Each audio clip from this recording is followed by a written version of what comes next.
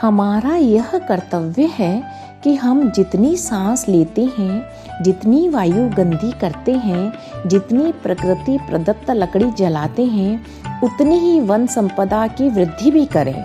नहीं तो एक प्रकार का प्रकृति द्रोह व भावी संतति के हित में अपराध होगा। पंडित श्रीराम शर्मा आचार्य।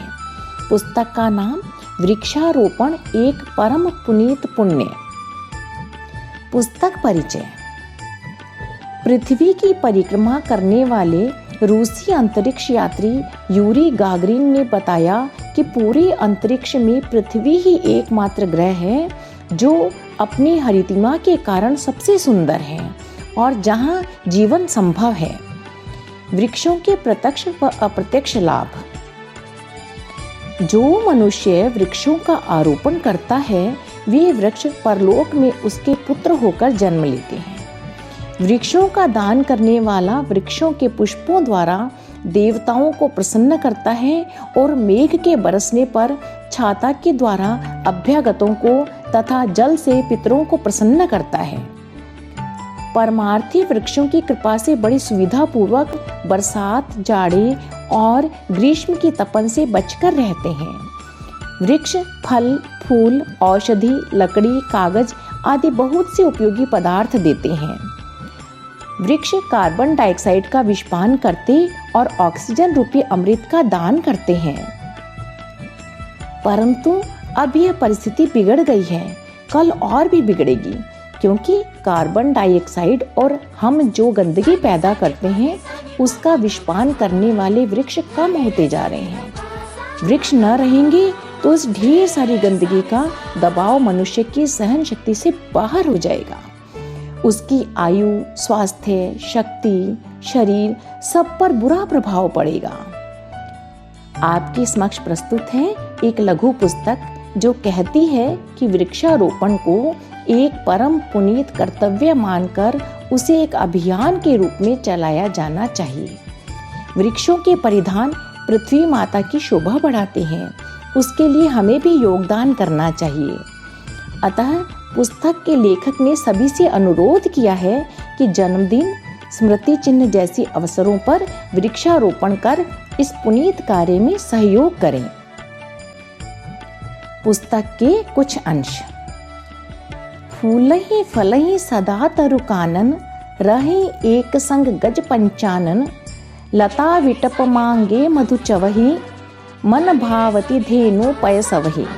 अर्थात उस समय जंगलों में वृक्ष खूब फलते थे। वृक्ष और लताएं मनोवांछित फल देते थे, गायें दूध देती थी आदि खुशहाली की निशानी थी।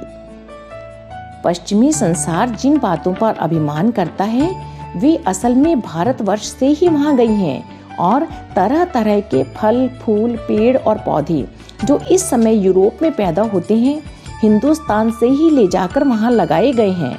श्री डेलमार। वृक्षों की आध्यात्मिक प्रेरणा का लाभ प्राप्त करने के लिए प्राचीन काल में गुरुकुल, गुरु आश्रम, मंदिर, जलाशय आदि वृक्ष कुंजों से आच्छादित हुआ करते थे। उनकी शीतल छाया में सदाचार, संयम, सेवा, सुरुचि और सुव्यवस्था के भाव भरा करती थी।